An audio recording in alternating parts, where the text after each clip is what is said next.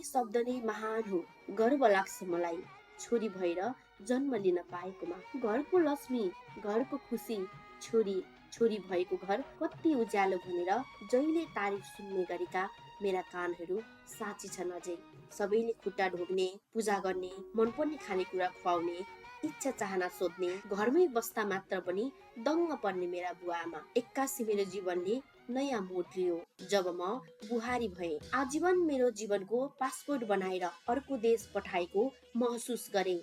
नयाँ ठाउँ, नयाँ परिवेश, नयाँ वातावरण र फरक खानेकुरा, फरक लगाउने कुरा, सुत्ने समय, उठ्ने समय, बोल्ने शब्द, घरायसी काम सबै मेरा लागि नयाँ भए।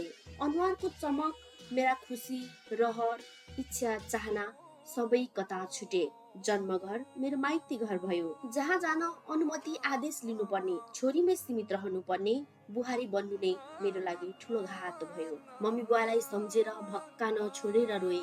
एकान्तमा बसेर मेरो के गल्ती थियो र यति ठुलो सजाय दिनुभयो भनेर धेरै बेर रोए कराए। लाग्छ मैले 2 मनको भारी बोकेर हिँडिरहेको छु। घरपट्टिकाले मैले बोकेको 2 मनको भारी बिसाउन सघाउँछन् कि भनेको कसैले देखेनन्। उल्टै मुटु पाल पार्ने गरी शब्दले हान्दै काम अराउन थाले। घरकी महिला सासूले त भोगेको कुरा हो नि, तर उनले पनि बुझिनन्।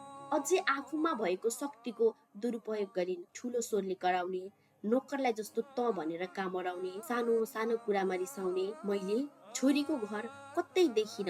जन्मेको घर माइती घर भयो, बुहारी भएर भित्रिएको घर सासू ससुरा र श्रीमानको भयो। बिरामी हुँदा निर्धक्क भएर आराम गर्न पाइँदैन। थाके होला आराम गर भन्ने शब्द सुन्न पाइँदैन।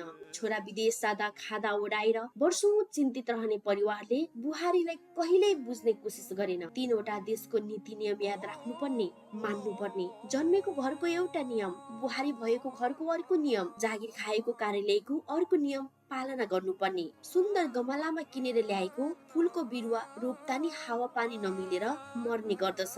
धेरै छोरीहरू बुहारी भए पश्चात विभिन्न किसिमको हिंसा, दुर्व्यवहार र विभिन्न किसिमका रोगको शिकार हुनु परेको छ। अन्त्यमा कतिको ज्यान समेत गएको छ।